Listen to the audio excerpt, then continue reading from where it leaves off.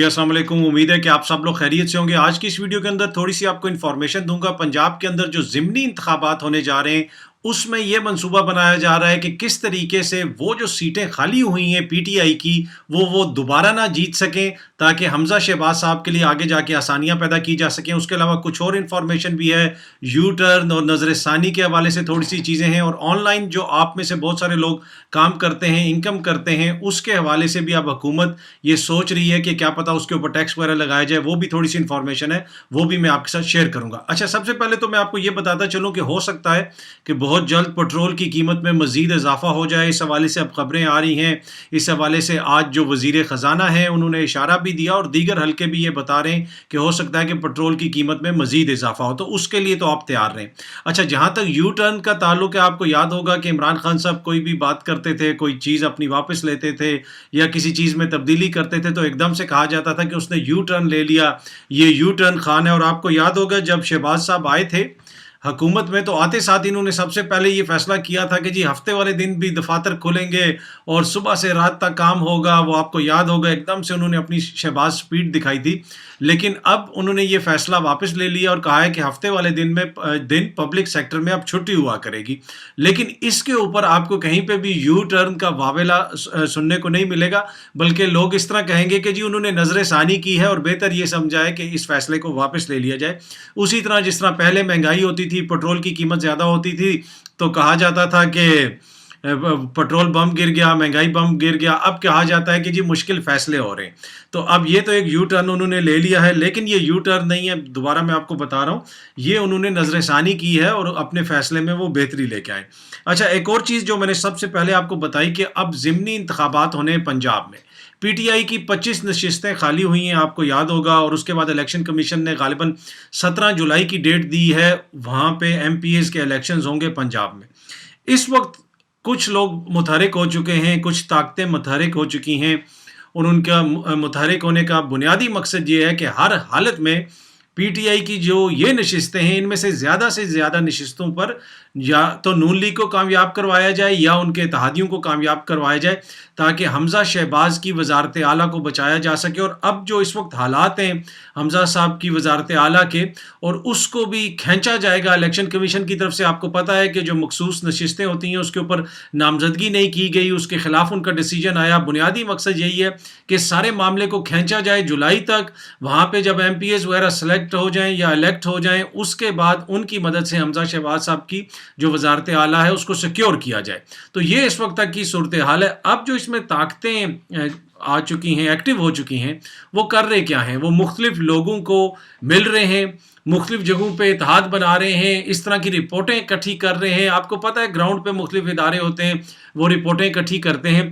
वो रिपोर्टें इकट्ठी करके ये दे रहे हैं कि किस जगह पे किसका इत्तेहाद करवाया जाए, किसको किसके साथ मिलाया जाए, ताकि मेक श्योर किया जाए कि पीटीआई के लोगों को शिकस्त दी जा सके। उसमें जो टीएलपी है, कुछ हल्कों में टीएलपी का किरदार अहम हो सकता है, उनके साथ भी राब्ते किए गए हैं, उनके साथ भी इत्तेहाद बनाने की कोशिश की जाएगी। और दीगर जो लोग हैं, कोई इलेक्टेबल है या दूसरे लोग हैं, तो इस सिलसिले में पूरी, जिसे आप कह सकते हैं कि वो पॉलिटिकल इंजीनियरिंग हो रही है इंतखाबात, ज़िमनी इंतखाबात से पहले, ताकि हर हालत में ज़्यादा से ज़्यादा नशिस्तें नून लीग और उनके इत्तेहादी जीते और हमजा साहब की वजारत आला को कामयाब बनाया जा सके, या फिर उनकी वजारत आला जो है वो उसको सिक्योर बनाया जा सके।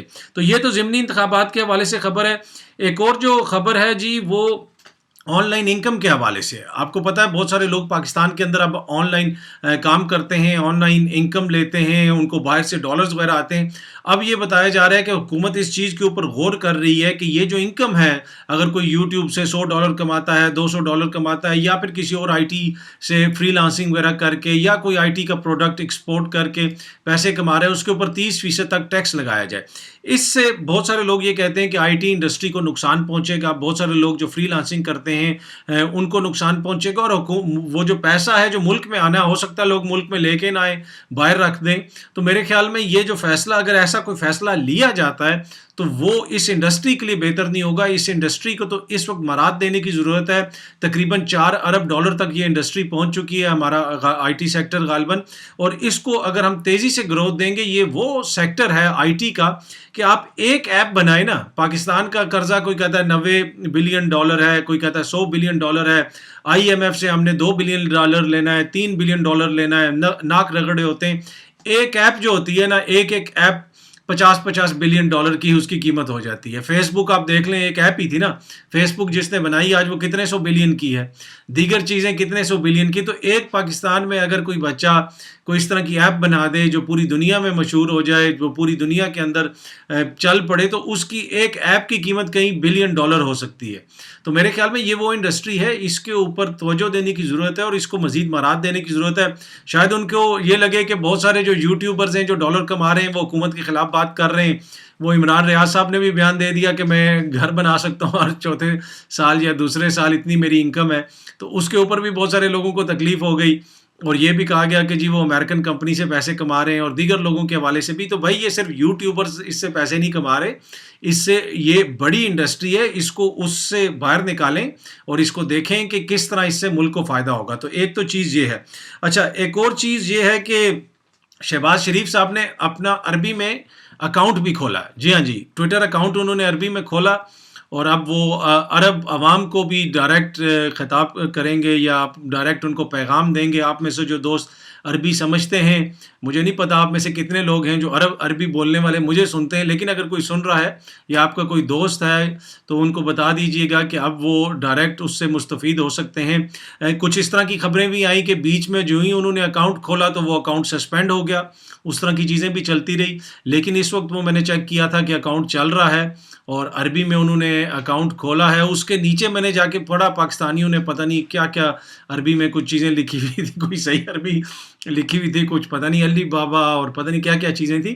ان سے میری صرف اتنی گزارش ہے کہ ملک کے وزیر اعظم کا اکاؤنٹ ہے, تو لہٰذا میں امید کرتا ہوں کہ آپ جا کے وہاں پہ بھیجا عربی میں الٹی سیدھی چیزیں نہیں لکھیں گے, اور یہ نہ ہو کہ ہمارے عرب بھائی پڑھیں تو جو ہے نا ہمارے لیے سبکی کا باعث بنے. تو یہ تو ان کا اکاؤنٹ ہے جی عربی کا, جو شہباز شریف صاحب نے کھولا, جو سسپینڈ ہوا, سسپینڈ ہونے کے بعد دوبارہ وہ بحال ہو گیا ہے. اسی طرح جس طرح ان کی حکومت ختم کی گئی اور ان پہ الزامات لگے, اور اس کے دھل دھا کے ڈرائی کلین ہو کے دوبارہ اس وقت وہ وزیر اعظم بن چکے ہیں, اور ان کے جو اتحادی ہیں وہ سب لوگ اقتدار میں آ چکے ہیں. تو یہ ان کے اکاؤنٹ کے حوالے سے ہے. اچھا, ایک اور چیز جو میں آپ کے ساتھ شیئر کرنا چاہتا ہوں, وہ کچھ اور خبریں بھی آ رہی ہیں پاکستان میں. عمران خان صاحب کی گرفتاری کے حوالے سے آج اگین میری کسی سے بات ہوئی اور تفصیلاً بات ہوئی پی ٹی آئی کے سینئر لیڈر سے, اور انہوں نے کہا کہ ہمیں اس طرح کی بہت ساری اطلاعات مل رہی ہیں کہ انہوں نے ہر حالت میں جو ہے نا ان کو گو ایڈ مل گئی ہے. اور وہ جو لوگ کہتے تھے نا, رانا صاحب کہتے تھے کہ میرے ہاتھ باندھ دیے ہیں, حکومت کہتی تھی ہمارے ہاتھ باندھ دیے ہیں, تو اب ان کے ہاتھ کھول دیے گئے ہیں, اور ان کو کہا ہے کہ آپ نے عمران خان کے خلاف جو مرضی کارروائی کرنی ہے آپ کریں, بس ہمیں چیزوں کو کنٹرول کر کے دیں. اور اسی کی ہم نے ایک کڑی دیکھی کہ کل بڑا ایک انفارچونیٹ انسیڈنٹ پیش آیا اسلام آباد کے اندر, جو ذاتی طور پہ میرے لیے بڑا باعث تکلیف تھا. کہ ہمارے سابق فوجی پریس کلب گئے پریس کانفرنس کرنے کے لیے, ان کو وہاں پہ پریس کانفرنس نہیں کرنے دی گئی. میں کہتا ہوں جی کوئی بھی شخص اگر پریس کلب جاتا ہے اور پریس کانفرنس کرنا چاہتا ہے تو اتنی تو آزادی رائے ہونی چاہیے نا, کم از کم پریس کلب کے اندر. حکومتوں کو تو چھوڑ دیں نا, تو پریس کلب کے اندر اتنی آزادی ہونی چاہیے کہ ان کو اپنا 2 الفاظ 4 الفاظ جو بھی وہ بولنا چاہتے ہیں اس کی آزادی ہو. فوجی نہیں جی, ہمارے کوئی بلوچ بھائی ہیں جو وہ وہاں پہ آ کے بیٹھتے ہیں, ان کو بھی آزادی ہونی چاہیے. دیگر کوئی مائنورٹیز میں سے کسی کو بھی جو گلا شکوا ہے وہ بیچارہ آ کے پریس کلب کے پاس پہنچ جاتا ہے, کیونکہ وہ اس امید کے ساتھ آتا ہے کہ یہ جو صحافی ہیں یہ ہماری آواز آگے تک پہنچا سکیں گے. تو یہ بہت بڑی ذمہ داری ہے. مجھے ذاتی طور پہ بڑا افسوس ہوا کہ نہ صرف ان کو وہاں پہ پریس کانفرنس نہیں کرنے دی گئی, اس کے بعد باہر ان کی پریس کانفرنس کو خراب کیا گیا. اور میں نے دیکھا اس میں جو ہے وہ صحافی نعرے لگا رہے ہیں اور جمپیں مار رہے ہیں, اور ان کو بزرگ, اور وہ ایک جو انتہائی غلیظ گندی گالی سے نکلا ہوا لفظ ہے جو پی ٹی آئی کے سپورٹرز کے لیے استعمال کرتے ہیں, میسوجنسٹک گالی سے نکلا ہوا, ان لوگوں کے لیے وہ لفظ استعمال کر رہے ہیں, ان کو بزرگ وہ کہہ رہے ہیں. اور اس میں بڑے بڑے سینئر جرنلسٹ ہیں, ان کو میں کچھ کو میں ذاتی طور پہ بھی جانتا ہوں. مجھے بڑا افسوس ہوا کہ یہ کیا جرنلسٹ کا کام ہے کہ جا کے لوگوں کو روکنا, نعرے مارنا. ہاں, جرنلسٹ کسی سے سوال کرتا ہے, کسی کو سوال پسند نہیں آتا, سخت سوالات بھی کرتے ہیں, یہ بھی تنقید ہوتی ہے, کہ ایسے سوال نہیں ہونے چاہیے, آپ لوگوں کے اس طرح ان کی توہین نہ کریں. چلیں اس کے اوپر دو رائے ہو سکتی ہیں, کہہ سکتے ہیں کہ جی میں سخت سوال کر رہا ہوں, لیکن پریس کانفرنس کو جس طرح روکنے کے لیے جرنلسٹ نے جو کچھ کیا وہ انتہائی شرمناک تھا. اور ٹو بی آنیسٹ مجھے ذاتی طور پہ اس پہ دلی دکھ ہوا کہ ایسا نہیں ہونا چاہیے. کوئی بھی ہو, کوئی بھی آ کے وہاں پہ کرے, ان کو بولنے کا حق ہے.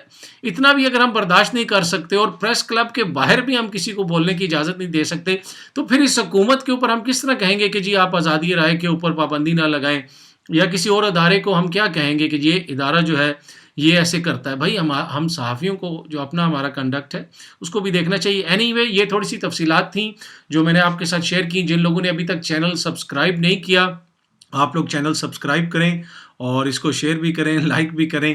اور اب یہ آپ کا چینل ہے, میری کوشش ہوگی کہ دن میں آپ زیادہ ویڈیوز آپ کے ساتھ شیئر کی جائیں, اس لیے کہ بہت سارے دوست میسیجز وغیرہ کرتے رہتے ہیں, تو کوشش ہوگی جو بھی انفارمیشن میرے پاس آتی رہتی ہے وہ آپ کے ساتھ شیئر کی جائے. لیکن جس طرح میں نے آپ کو بتایا, بڑی خبر یہ ہے کہ ضمنی انتخابات میں پی ٹی آئی کو شکست دینے کے لیے کچھ طاقتیں اس وقت متحرک ہو چکی ہیں, جو الائنس بنائیں گی, اتحاد بنائیں گی, پولیٹیکل انجینئرنگ کرنے کی کوشش کی جائے گی. اور کوشش یہ کی جائے گی کہ حمزہ صاحب کی حکومت کو اس وقت تک کھینچا جائے جب تک نئے ایم پی ایز وغیرہ الیکٹ نہیں ہو جاتے. امید ہے کہ یہ ویڈیو آپ لوگوں کو پسند آئی ہوگی. بہت جلدی آپ سب دوستوں سے دوبارہ ملاقات ہوگی. بہت شکریہ. Thank you.